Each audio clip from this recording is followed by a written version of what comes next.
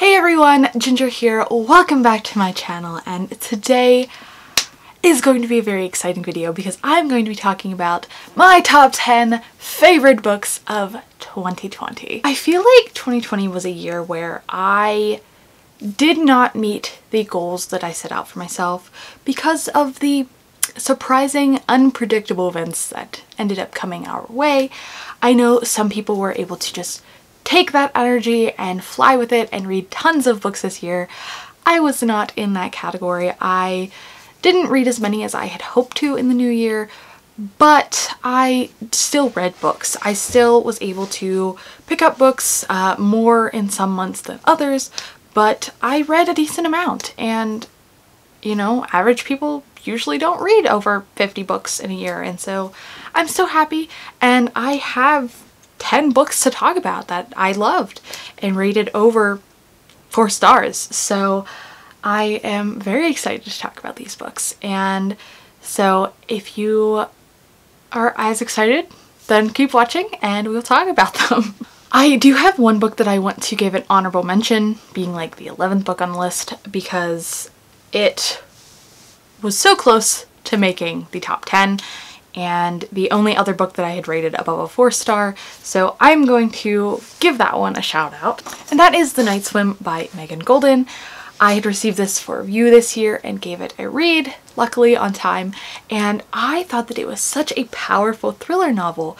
Like, it had really good thriller aspects. It was domestic, so if you're into that, then there's that.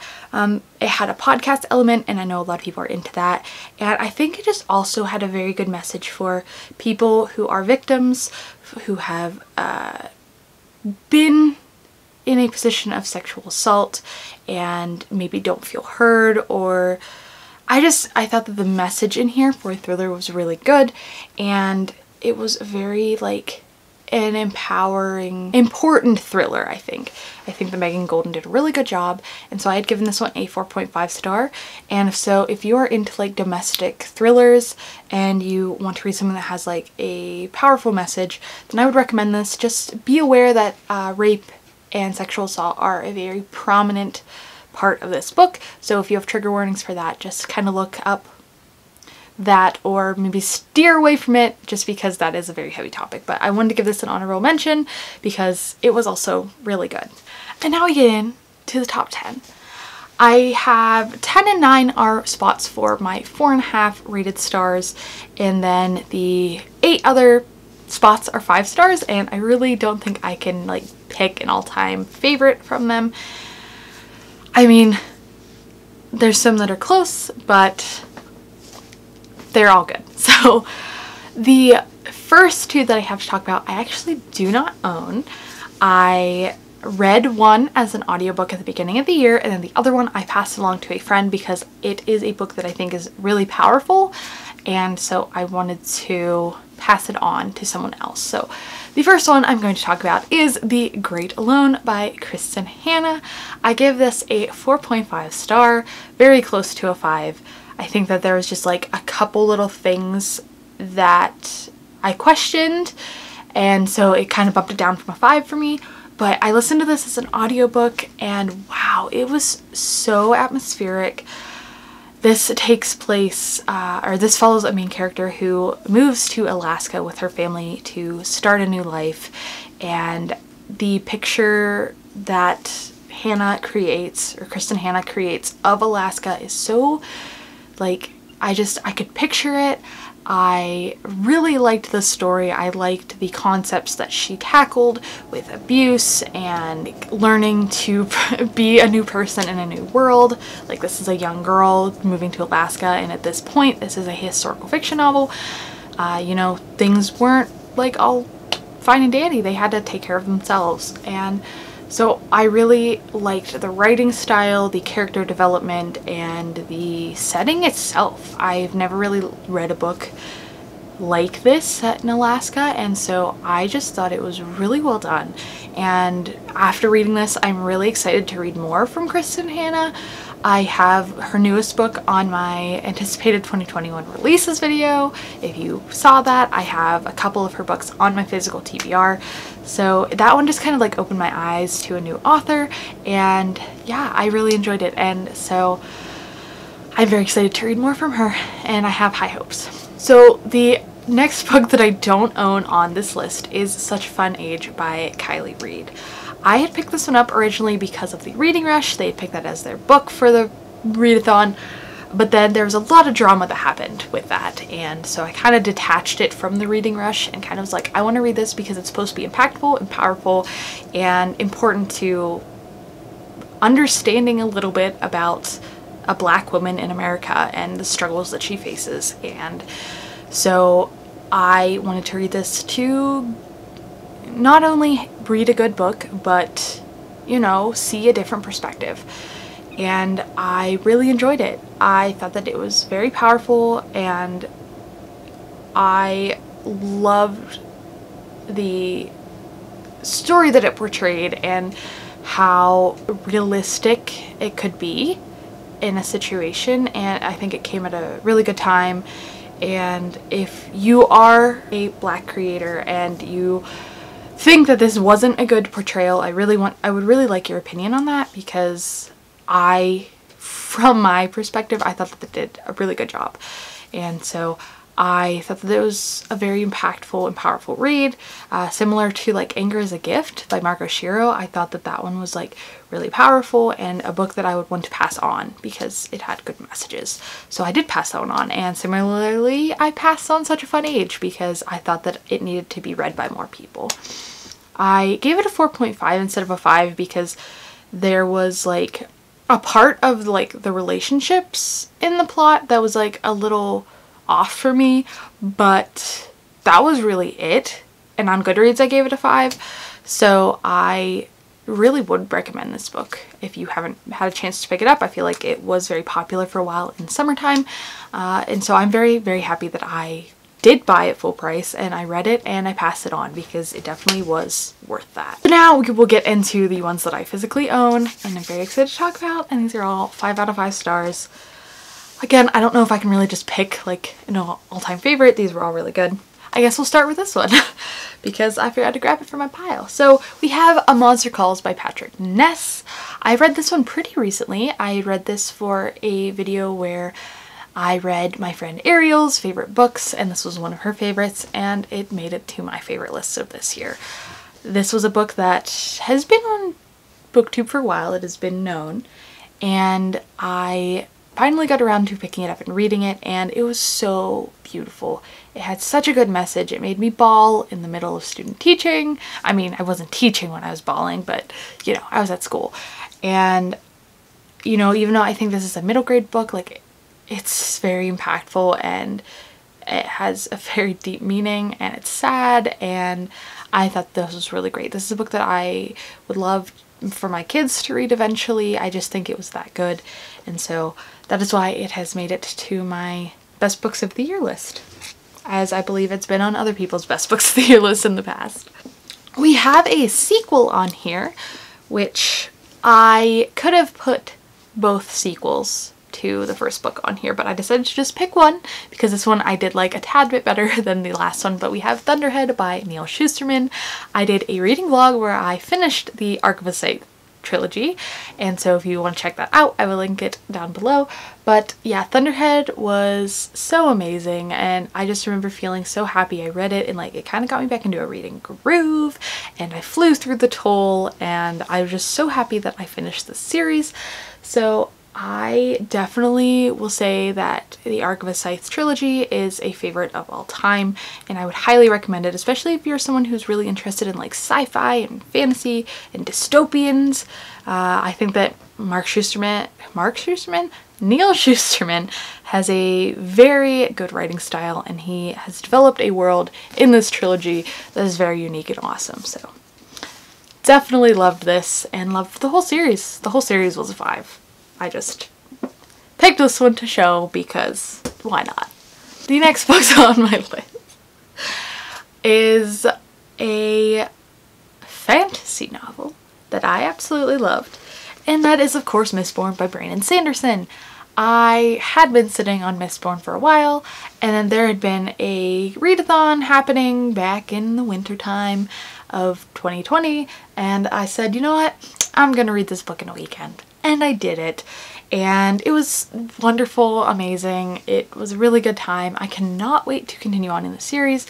This was my first time reading a Brandon Sanderson, and I totally understand. He writes very well. He created a really unique world in here. I love the magic system with the metals and our characters in here and the plot, and I thought that he did a very good job writing this book. And so I'm very excited to continue on. If you have not read Mistborn yet and you are a fantasy lover, then you definitely need to check it out. I know this being a good book is the popular opinion. I have not heard many people say this is bad. So I'm very glad that I read it this year, and again, can't wait to continue on. Another book that I read because of Ariel was The Bees by Lillian Paul. I will put a picture of the actual cover since I only have the undust-jacketed version. Thank you, Thrift Books. I would never have picked this up probably without her recommending it because I had never heard of it, and it's actually a book that's like really up my alley, so it's very unfortunate that I didn't. But this follows a bee, Flora, B767 I think, or let me see, 717, my bad. I knew there's two sevens. But yeah, this follows our story of her and her being a bee in this colony, and it was very well researched. It told a very good story in the perspective of bees, and yeah, I just really enjoyed this and gave it a 5-star. Like, it was a book that surprised me, but I really enjoyed reading about it, and it was pitched as like a Hunger Games, Handmaid's Tale, and like I very vaguely see the Hunger Games, barely. I kind of see the Handmaid's Tale, but it's very a unique story. I mean, it's about changing things that are corrupt and being your own person, or bee in this instance. And yeah, it was just a really good book. I would highly recommend it if you are into that kind of stuff. It was very powerful, even though it was about a bee. Next, we have a book that I had received for review this year, and I was not really expecting to like it this much, but it made it to my favorites of the year.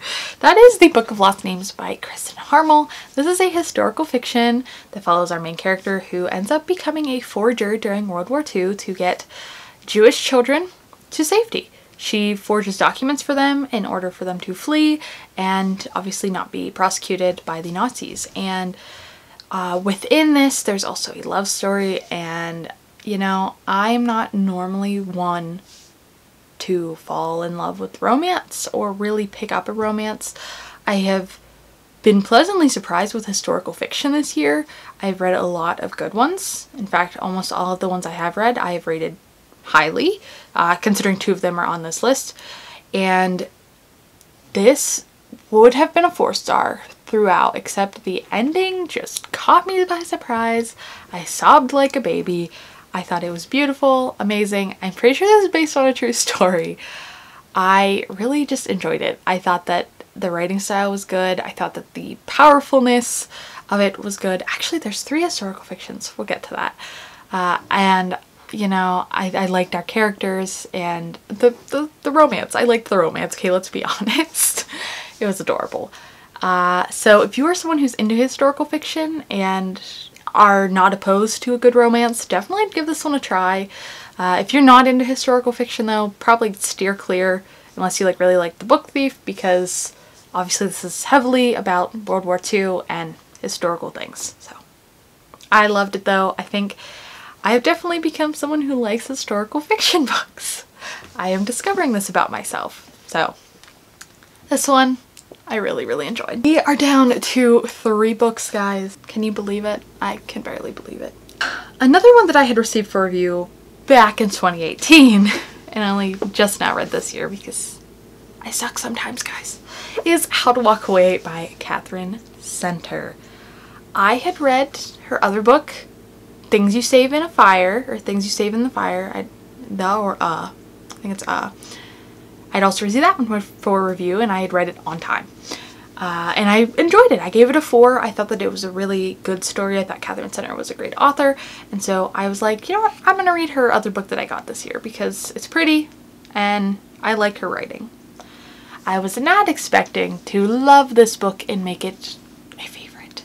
This was such a powerful book. There is a romance in here, but it's much like that's not the forefront of this. The forefront of this is that our main character is afraid of flying, but her fiance is a pilot and he convinces her to go on a flight with him.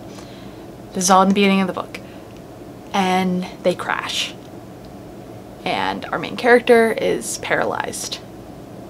And she has to deal with this and kind of become a new person.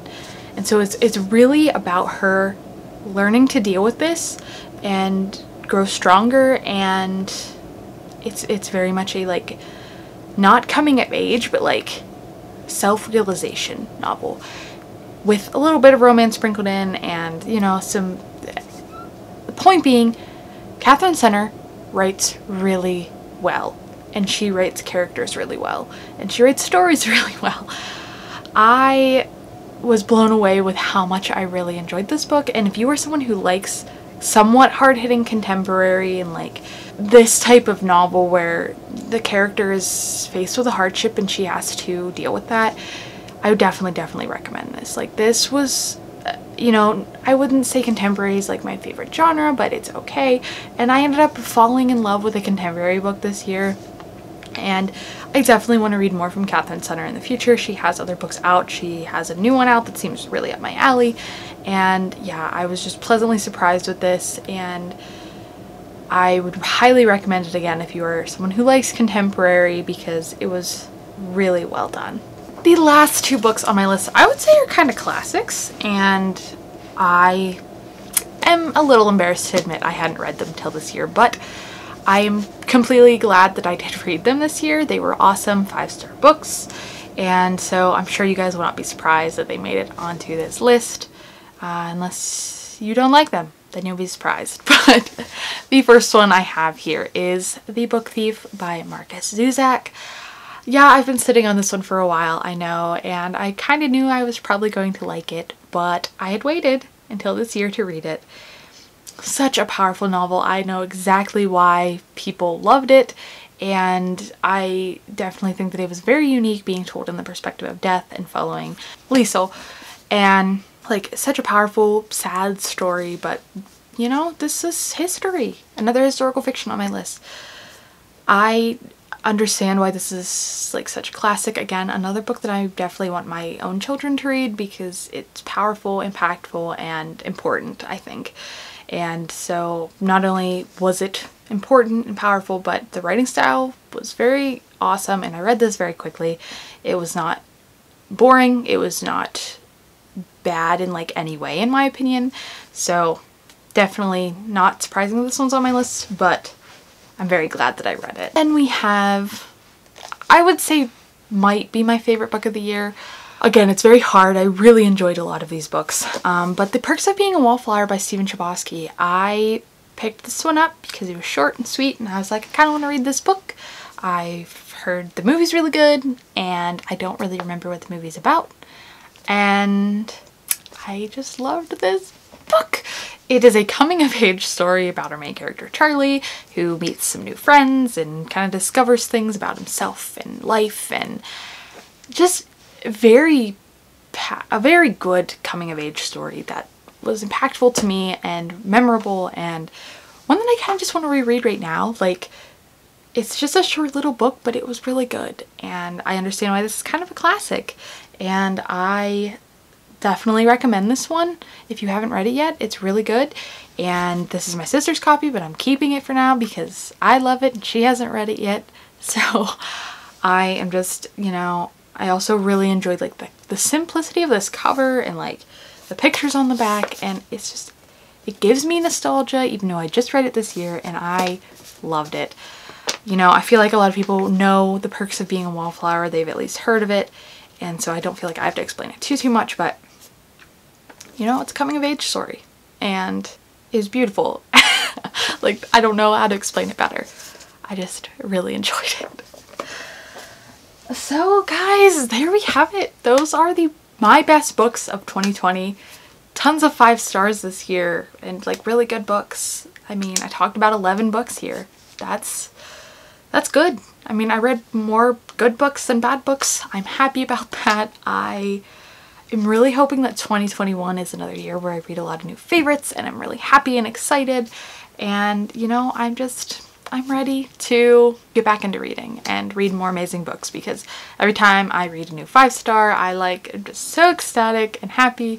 So yeah, let me know in the comments below if you have done a best books of 2020 video. If you have, make sure to link it so I can check it out and see if there are any books on there that I'm excited for or that I also love, because I just love to support everybody and watch everyone's videos. So if you like this video, make sure to give it a thumbs up, so I know that you liked it, and also hit that subscribe button if you are not yet subscribed to my channel to see more of my content in the future, because I have a lot planned for you guys. So thank you guys so much for watching, and I hope to see you all in the next video.